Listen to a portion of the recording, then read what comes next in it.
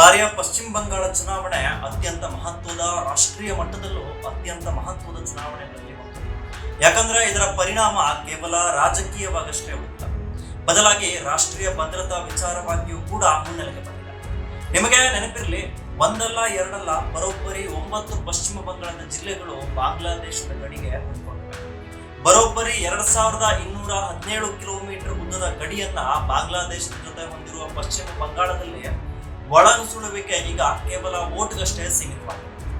ಬಾಂಗ್ಲಾದೇಶದಲ್ಲಿ ಯುನೆಸ್ ಆಡಳಿತ ಬಂದಾಗಿನಿಂದಲೇ ಭಾರತ ವಿರೋಧಿ ಕ್ರಮಗಳನ್ನ ಬಾಂಗ್ಲಾದೇಶ ಪ್ರೋತ್ಸಾಹಿಸುತ್ತಲೇ ಬಂದಿದೆ.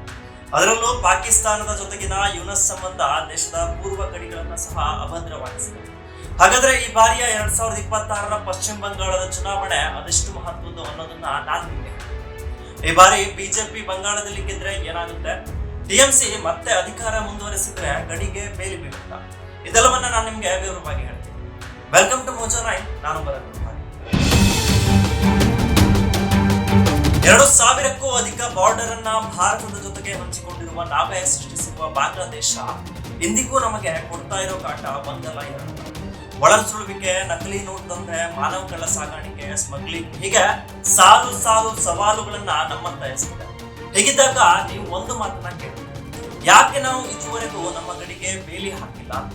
ವಿಷಯ ಇರೋದ ಇಲ್ಲಿ, ಬಾಂಗ್ಲಾದ 2217 ಕಿಲೋಮೀಟರ್ ಉದ್ದದ ಗಡಿ ಪೈಕಿ 85% ಭಾಗಕ್ಕೆ ಬೇಲಿ ಹಾಕಿದೆ.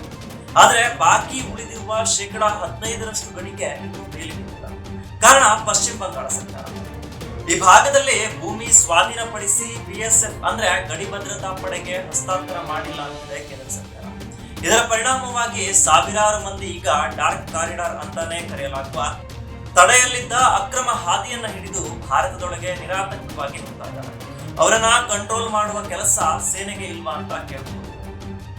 ಆದ್ರೆ ಬಾರ್ಡರ್ ನ ಮೊದಲ ಸುತ್ತಿನಲ್ಲಿ ಗಡಿ ಕಾಯುತ್ತಿರುವ ಬಿಎಸ್ಎಫ್ ಯಾವ ಸರ್ಕಾರ ಇರುತ್ತೋ ಆ ಸರ್ಕಾರದ ಬಳಿಯಲ್ಲೇ ಪೊಲೀಸ್ ಹಾಗೂ ಸ್ಥಳೀಯ ಗುಪ್ತಚರ ವ್ಯವಸ್ಥೆ ಇರುತ್ತೆ. ಹೀಗಾಗಿ ಇಂಟೆಲಿಜೆನ್ಸ್ ಹಾಗೂ ಪೊಲೀಸ್ ಮಾಹಿತಿ ರವಾನೆ ಆಗದೆ ಒಳನುಸುಳುಕೋರರನ್ನ ಹಿಡಿಯುವುದು ಹೇಗೆ? ಇದು ಬಿಎಸ್ಎಫ್ ಕೇಳ್ತಾ ಇರುವಂತಹ ಪ್ರಶ್ನೆ. ಇನ್ನು ಈ ವಿಚಾರದಲ್ಲಿ ದೇಶದ ಸುಪ್ರೀಂ ಕೋರ್ಟ್ ಸಹ ಮಮತಾ ಬ್ಯಾನರ್ಜಿ ಸರ್ಕಾರಕ್ಕೆ ಚಾಟಿ ಬೀಸಿದೆ. ದೀದಿ ಸರ್ಕಾರ ರಾಷ್ಟ್ರೀಯ ಭದ್ರತೆಯಂತಹ ವಿಷಯದಲ್ಲಿ ಕೇಂದ್ರಕ್ಕೆ ಸರಿಯಾಗಿ ನೆರವು ಕೊಡ್ತಾ ಇಲ್ಲ ಅಂತ ಕೆಂಡಿದ್ದಾರೆ. ಅಷ್ಟೇ ಅಲ್ಲ, ಮತ್ತೊಂದು ಪ್ರಕರಣದಲ್ಲಿ ಕೋಲ್ಕತ್ತಾ ಹೈಕೋರ್ಟ್ 2026 ಮಾರ್ಚ್ 31ರ ಒಳಗೆ 2000 ಕಿಲೋಮೀಟರ್ ವ್ಯಾಪ್ತಿಯಲ್ಲಿ ಬರುವ ಗಡಿಯ ಭೂಮಿಯನ್ನ ಕೇಂದ್ರಕ್ಕೆ ಹಸ್ತಾಂತರಿಸಿ ಅಂತ ಮಮತಾ ಬ್ಯಾನರ್ಜಿ ಸರ್ಕಾರಕ್ಕೆ ಸೂಚನೆ.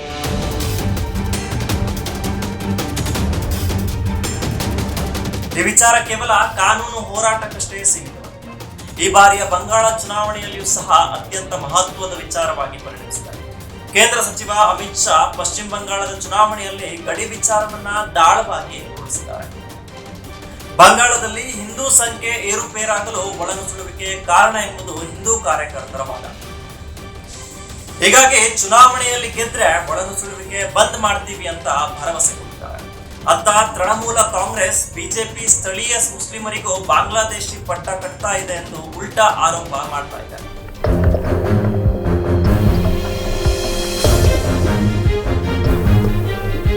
ಇನ್ನು ಬೇಲಿ ಇಲ್ಲದ ಗಡಿ ವೆಸ್ಟ್ ಬೆಂಗಾಲ್ ಚುನಾವಣೆಯಲ್ಲಿ ಹೇಗೆ ಪ್ರಭಾವ ಬೀರುತ್ತೋ ಅನ್ನೋದನ್ನ ನೋಡೋಣ. 3000 ಕಿಲೋಮೀಟರ್ಗೂ ಅಧಿಕ ಪ್ರದೇಶದ ಬಾಂಗ್ಲಾದೇಶಕ್ಕೆ ನೇರ ಎಂಟ್ರಿ ಕೊಡುತ್ತಾರೆ. ಕೆಲವು ಕಡೆ ಹಳ್ಳಿಗಳ ಮೂಲಕವೇ ಬಾಂಗ್ಲಾಕ್ಕೆ ತೆರಳುತ್ತಾರೆ. ಮತ್ತೆ ಕೆಲವೆಡೆ ನದಿ, ಗದ್ದೆ, ಮರಳು ದಿಬ್ಬಗಳ ಮಧ್ಯ ಗಡಿ ಹಾಕುತ್ತದೆ. ಇಂತಹ ಪ್ರದೇಶಗಳ ಮೂಲಕ ರಾತ್ರಿ ವೇಳೆ ಒಳನುಸುಳುವಿಕೆ ನಡೆಸಲಾಗುತ್ತದೆ. ಅದಕ್ಕಂತಲೇ ಟೀಕೆದಾರರು ಇರ್ತಾರೆ. ಅಂದ್ರೆ ಇವರ ಕೆಲಸವೇ ಸುರಕ್ಷಿತವಾಗಿ ಒಳನುಸುಳುವಿಕೆ ಮಾಡಿಸುವುದು. ಅಷ್ಟಕ್ಕೆ ಈ ಟೀಕೆದಾರರು ಸುಮ್ಮನಾಗಲ್ಲ. ಬಾಂಗ್ಲಾದಿಂದ ಬಂದವರಿಗೆ ಪಶ್ಚಿಮ ಬಂಗಾಳದ ಗಡಿ ಹಳ್ಳಿಗಳಲ್ಲಿ ಆಧಾರ್ ಕಾರ್ಡ್ ಮಾಡಿಸಲಾಗುತ್ತೆ, ಬಳಿಕ ರೇಷನ್ ಕಾರ್ಡ್ ಮಾಡಿಸಲಾಗುತ್ತೆ. ಅದಾದ ಬಳಿಕ ಸ್ಥಳೀಯ ರಾಜಕಾರಣಿಗಳ ಸಹಾಯದಿಂದ ವೋಟರ್ ಐಡಿಯೂ ಸಹ ರೆಡಿ ಆಗುತ್ತೆ. ಹೀಗೆ ಕಳೆದ 40 ವರ್ಷಗಳಲ್ಲಿ ಸರಿಸುಮಾರು 3 ಲಕ್ಷಕ್ಕೂ ಅಧಿಕ ಒಳನುಸುಳುಕೋರರು ಬಾಂಗ್ಲಾದ 9 ಜಿಲ್ಲೆಯಲ್ಲಿ ಇರುತ್ತಾರೆ. ಈಗ ಅವರ ಪ್ರಮಾಣ 3 ಪಟ್ಟು ಹೆಚ್ಚಿದೆ ಅಂತ ಆರೋಪಿಸಲಾಗ್ತಾ ಇದೆ. ಹೀಗೆ ಒಳನುಸುಳುತ್ತಿರುವವರು ಭಾರತ ಚುನಾವಣೆಯಲ್ಲಿ ಮತದಾನ ಮಾಡುವ ಮೂಲಕ ಪ್ರಜಾತಂತ್ರ ವ್ಯವಸ್ಥೆಯನ್ನ ಬುಡಮೇಲು ಮಾಡ್ತಾ ಇದ್ದಾರೆ. ಇದ್ರ ಜೊತೆಗೆ ಭಾರತ ಸರ್ಕಾರಗಳು ಕೊಡುವಂತಹ ಉಚಿತ ಸ್ಕೀಮ್ಗಳು, ಯೋಜನೆಗಳನ್ನ ಬಿಟ್ಟಿಯಾಗಿ ಈ ಒಳನುಸುಳುಕೋರರು ಅನುಭವಿಸ್ತಾ ಇದ್ದಾರೆ. ಜೊತೆಗೆ ಮನೆ ಜಮೀನು ಖರೀದಿ ಮಾಡಿ ಇನ್ನಷ್ಟು ಅಕ್ರಮ ಬಾಂಗ್ಲಾದೇಶಿ ನುಸುಳುಕೋರರಿಗೆ ಸಹಾಯ ಮಾಡುತ್ತಿರುವುದು ನಿಜಕ್ಕೂ ಆತಂಕ.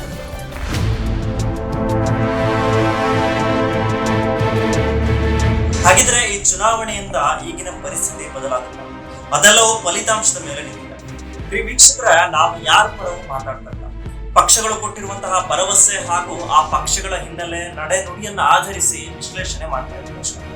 ಈಗಾಗಲೇ ರಾಷ್ಟ್ರೀಯ ವಿಚಾರಗಳಲ್ಲಿ ಗಟ್ಟಿ ನಿಲುವು ತಾಳಿರುವ ಬಿಜೆಪಿ ಬಂಗಾಳದಲ್ಲಿ ಅಧಿಕಾರಕ್ಕೆ ಬಂದ್ರೆ ಮೊದಲಿಗೆ ಗಡಿ ಭಾಗದ ಭೂಮಿಗಳಿಗೆ ಬೇಲಿ ಬೀಳೋದು ಪಕ್ಕ.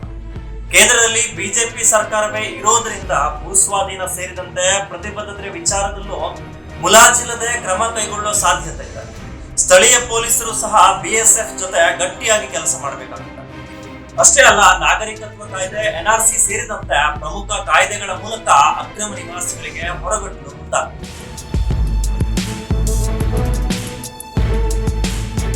ಇನ್ನು ಮಮತಾ ಬ್ಯಾನರ್ಜಿ ಸರ್ಕಾರ ಅಧಿಕಾರಕ್ಕೆ ಬಂದ್ರೆ ಕೇಂದ್ರದ ವಿರುದ್ಧ ಘರ್ಷಣೆ ಮುಂದುವರಿಯುವ ಸಾಧ್ಯತೆ ಇದೆ. ಗಡಿಬೇಲಿ ವಿಚಾರಕ್ಕೆ ನ್ಯಾಯಾಲಯ ಸೂಚಿಸಿದ್ರೆ ಮನೆ, ಕೃಷಿ ಭೂಮಿ, ಹಳ್ಳಿಗಾಡು ನೆಪದ ಮೂಲಕ ಇನ್ನಷ್ಟು ಸಮಯ ಸ್ವೀಕರಿಸುವ ಸಾಧ್ಯತೆ ಇದೆ.